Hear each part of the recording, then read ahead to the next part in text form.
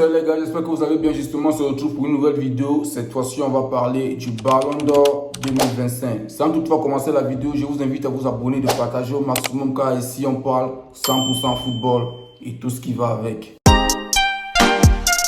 Ballon d'Or 2025. On va aller tout doucement les gars, on va débriefer selon notre pensée. Je vais donner mon humble avis avec toute ma pensée positive. Bon, je ne sais pas peut-être si elle est positive ou pas, mais je vais donner mon humble avis avec toute ma pensée positive.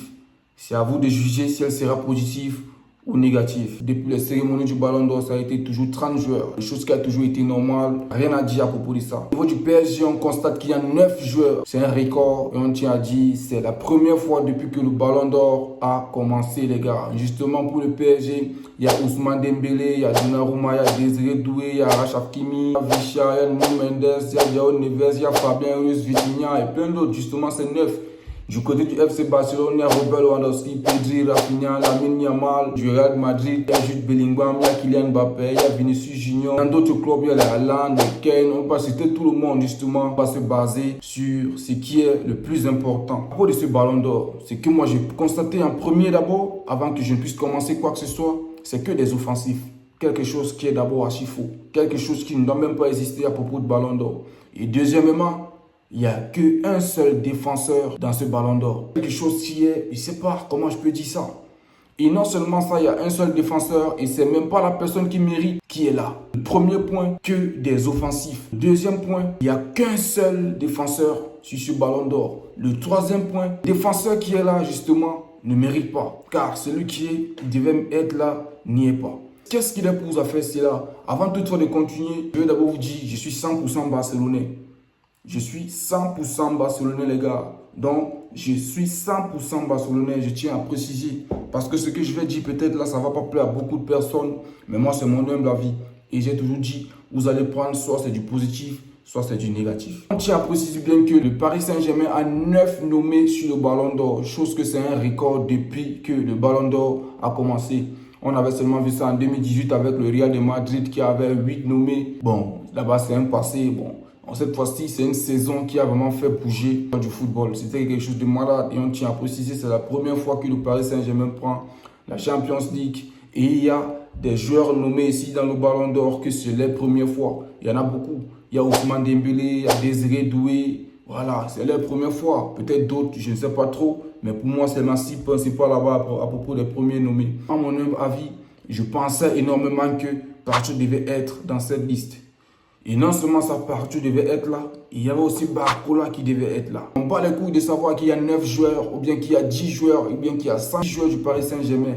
Ici, si ça se mérite, il faut y être. Ici, si ça mérite, il faut les mettre. C'est ce qu'on doit se dire. Pourquoi ils ne participent pas? Pourquoi on ne les a pas mis? Et non seulement ça, que les offensifs, il n'y a pas d'autres positionnements dans le football qui ont eu à affirmer leur présence pour qu'ils puissent être là dans ce Ballon d'Or. Pourquoi cette fois-ci? Pourquoi toujours chaque année vous ne voulez pas respecter nos yeux? Pourquoi chaque année vous voulez toujours faire passer les gens comme si nous sommes des idiots? C'est nous qui consommons le football. Et du coup, je pense que le mérite doit se mériter. Ok, c'est bien beau. Paris Saint-Germain, il y a 9 joueurs, c'est vrai. Mais ils méritaient plus. Même s'il faut qu'on y mette 100. Si les gars méritent, on doit les mettre à 100 là-bas. On doit les mettre à 100. Justement, c'est ça. Je tiens à préciser qu'il y a beaucoup de favoris dans ce Ballon d'Or. Que peut-être d'autres vont dire que c'est d'autres qui méritent ou bien d'autres qui méritent. Je tiens toujours à dire que je vais donner mon humble et mon incroyable avis. C'est à vous de juger là-bas, les gars. Pour moi, les favoris pour ce Ballon d'Or vont sortir du Paris Saint-Germain. Ne me demandez pas pourquoi, mais ça s'explique. Quand vous regardez les performances d'Ousmane Dembélé, vous regardez les performances d'Achraf Hakimi, mais vous vous attendez à quoi? Je n'ai pas dit que d'autres personnes ne peuvent pas gagner le Ballon d'Or. Non, je contrôle bien mes mots avant que je ne parle. Justement, Lamine Yamal est très bien placé pour gagner le Ballon d'Or. Lewandowski est très bien placé pour gagner le Ballon d'Or. Rafinha est très bien placé pour gagner le Ballon d'Or. Même Pedri est très bien placé pour gagner le Ballon d'Or. Mais ils ne sont pas mieux placés que Ousmane Dembélé ou Hakimi. Donc on doit être bien d'accord les gars. Sur ce point-là, si vous êtes contre moi, je ne peux pas être d'accord avec vous. Ce Ballon d'Or, je ne peux pas dire que c'est mal fait. Je ne peux pas dire que c'est bien fait. Tout ce que je peux dire, c'est que c'est mal fait.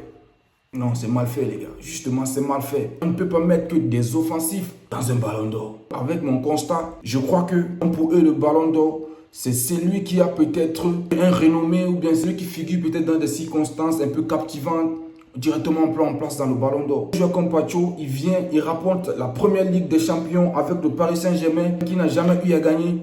Tout ce qu'il a eu à jouer cette saison, vous voulez dire qu'il ne doit pas être classé parmi les nominés au Ballon d'Or. C'est archi faux, les gars. C'est quelque chose que vous devez revoir.